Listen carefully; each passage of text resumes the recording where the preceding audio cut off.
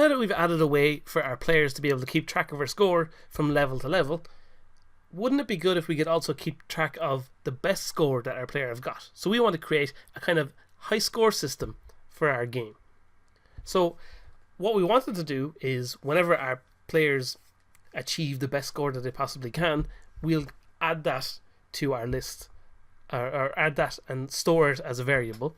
And we can still use our player prefs to store variables even if our players quit out of a game. It's a handy way of just making a permanent kind of entry that will store a particular value. So what we can do, first of all, we're going to create a way of displaying our high score text. So we're going to copy our current score here. So we'll go into our canvas that is having our score text. I'm going to duplicate this and drag it down to here. I'm going to change this to be the high score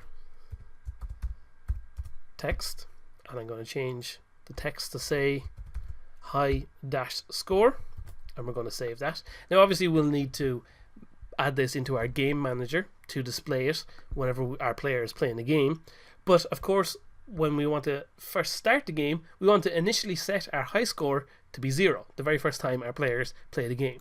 So let's go into our game, or our main menu script, and when we start a new game, basically here we're just going to say player prefs dot set int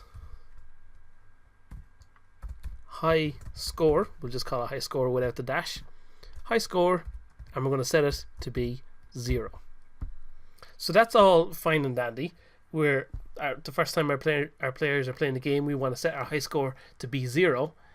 But what about the second time our players play the game? We don't want it to be that whenever they quit out of the game and start up a new game again, every time it resets our high score to be 0. So we're going to add a simple little if check. We're going to add just above this, we're going to say if player prefs dot has key. So basically we're checking to see if our player prefs has a certain key, and if it has the key called high score, then it's going to run a bit of code. But we don't want to check if it has the high score key, we want to check if it doesn't have the high score key. And to do that we can just add a not in front of it. So if the player prefs does not have the key high score, then we want to create that key. So we want to say player prefs dot set int on the high score to be 0. Otherwise we don't want it to do anything. If it already has that key, then we don't want it to affect the high score at all. So now that we have that high score, let's go into our game manager.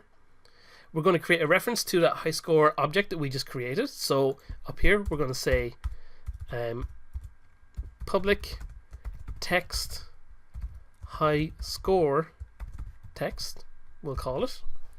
And then as soon as we start up the game, the very first thing we want to do is say, we want to say that on the screen, but we also want to get the value from our high score and be able to keep track of that and use it against what our current score is in the game. So here we can say we want to use a public, or not even public, we want to make a private int that we'll call current high score. Makes sense. And what we want to do then is say, as soon as we start up the game, we want to set our current high score to be equal to whatever's in our player prefs. So we can say player prefs dot get int for high score. And now that we have that value, we're able to use it. So we can say on our high score text dot text, we can make that equal to high score colon space and then plus whatever our current high score current high score, if I could type the right thing in, there we go, our current high score is. So if we save this and go back into the game, as soon as we hook this up now, we should get our high score starting off with being 0.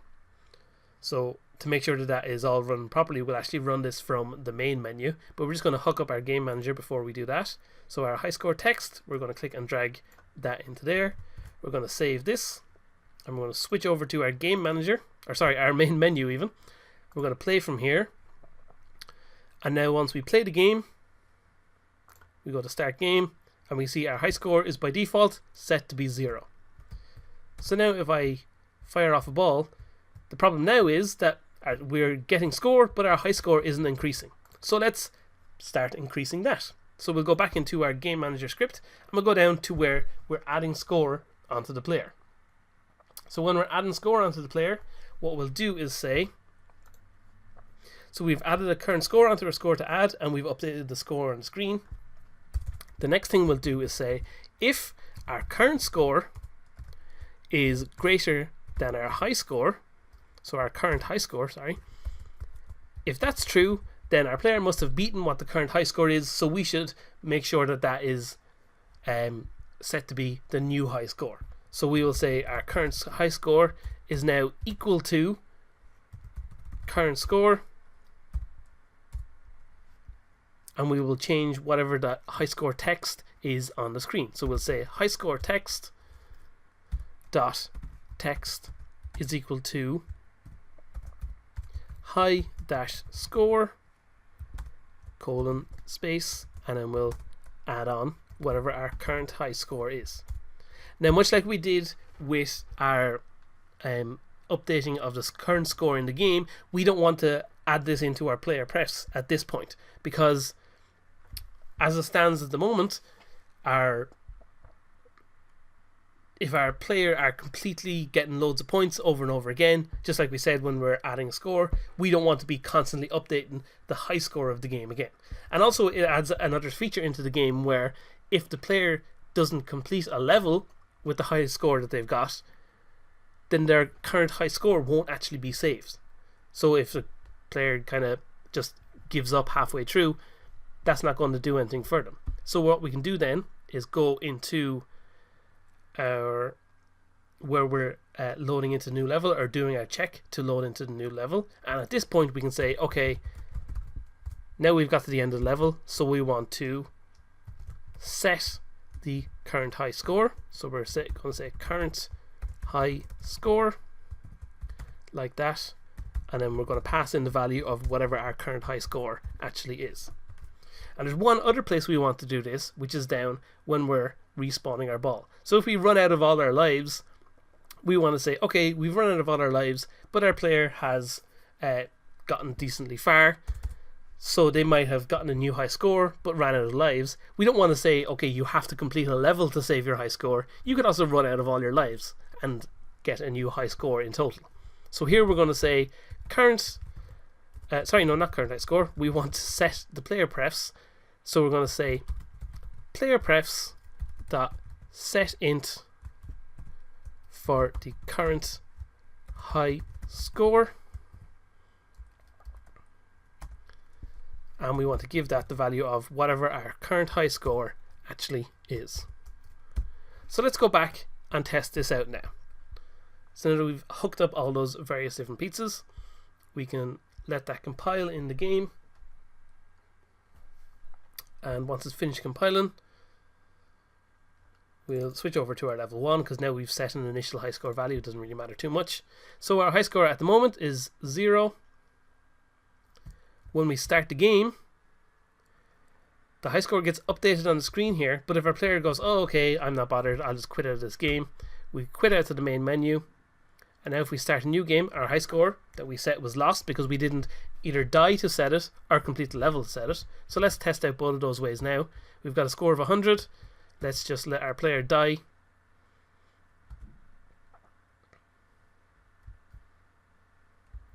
And one more. Okay, so we've lost all our lives. Our score was 1200, our high score was 1200. Let's restart the game. Oh, our high score was not set for some reason. That doesn't seem right. Let's go back in here. Make sure I've spelt all these things properly.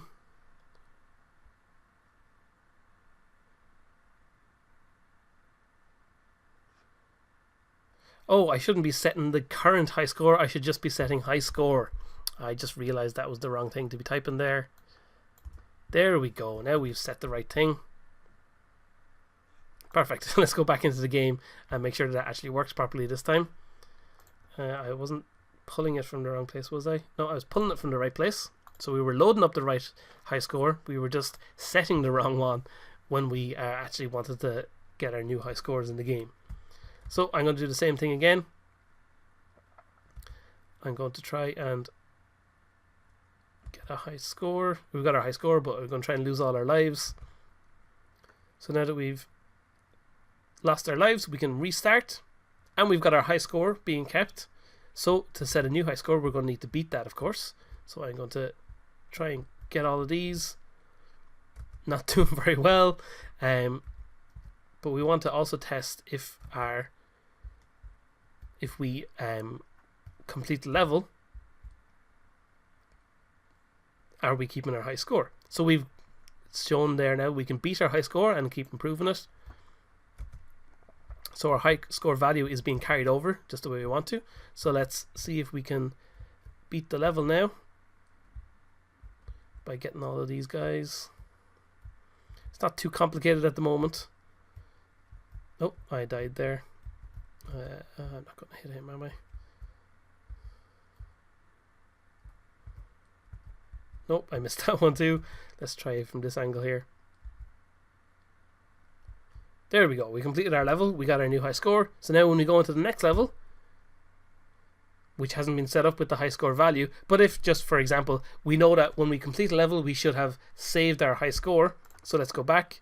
And if we play the game again, now our high score should be set as 1700. There we go. We got a new high score set at 1700, just the way we wanted it to be. So perfect. We've got our high score system working just the way we wanted to in the game.